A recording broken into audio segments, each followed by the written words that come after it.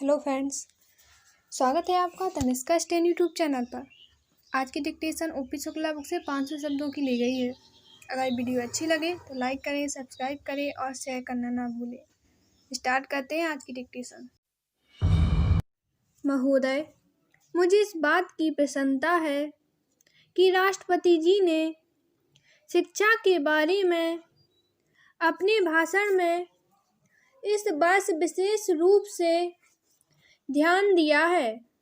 हमें दुख के साथ यह स्वीकार करना चाहिए कि आज़ादी के बाद शिक्षा में जितना सुधार होना चाहिए था वह नहीं हो सका।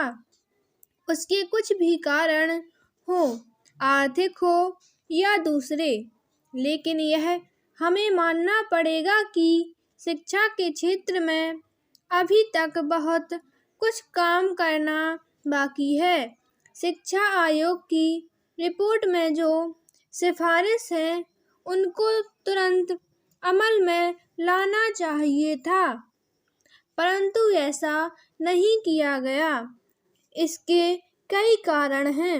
योजना आयोग ने और भारत सरकार ने बुनियादी शिक्षा को स्वीकार किया है। मैं यह कहना चाहता हूँ कि अब वह समय नहीं रहा जबकि बुनियादी शिक्षा को केवल कुछ ही क्षेत्रों में चलाया जाए। कुछ ही बेसिक स्कूल खोले जाएं और बाकी स्कूल पुराने ढंग से चलते रहें। भले ही हम उस तरह से शिक्षा ना चला सके जिस तरह से ग्राम सेवा में चलती आ रही है। पैरा, आज स्कूल कॉलेजों की शिक्षा अच्छी नहीं है। यह सभी जानते हैं कि आज की शिक्षा बच्चों को बेकार बना रही है।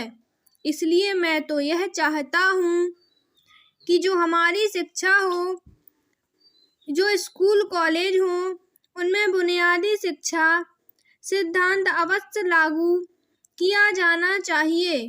यह नहीं होना चाहिए कि कुछ बेसिक स्कूल खोले जाएं और बाकी सभी पुराने ढंग से चलते रहें। आज जो बच्चे हैं उनकी पढ़ाई रुक जाती है, वे कॉलेज में नहीं जा सकते। मैं समझता हूँ कि हमारी शिक्षा मंत्रालय इस बात की ओर पूरा ध्यान देगा ताकि राष्ट्रपति जी ने अपने भाषण में जो कुछ कहा वह पूरा हो सके और शिक्षा के क्षेत्र में परिवर्तन हो सके। पैरा, हम अक्सर कहते हैं कि जब नई सरकार आती है तो नया झंडा होना चाहिए, लेकिन मैं समझता हूँ कि नई सरकार के आने के साथ नई शिक्षा का भी आना बहुत आवश्यक है। राष्ट्रपति जी के भाषण में दलित जातियों के बारे में भी जिक्र किया गया है। मैं उनको बहुत महत्वपूर्ण मानता हूँ। यद्यपि आज भारत स्वतंत्र है, लेकिन यदि हम हरिजनों की तरफ और जो अन्य जातियां हैं उनकी ओर ध्यान नहीं देंगे तो केवल सामाजिक ही नहीं, राजनीतिक समस्याएं उत्पन्न हो जाएंगी। मुझे खुशी है कि आदिवासी भी राजनीति में भाग लेकर देश को उन्नति की ओर ले जाने का प्रयास कर रहे हैं। यह न केवल राजनीति दृष्टि से महत्वपूर्ण है बल्कि सांस्कृतिक दृष्टि से भी महत्वपूर्ण है। हमें समझना चाहिए कि जो आदिवासी लोग हैं, जो आदिवासी क्षेत्र हैं, वे भारतवर्ष के अभिन्न अंग भी हैं।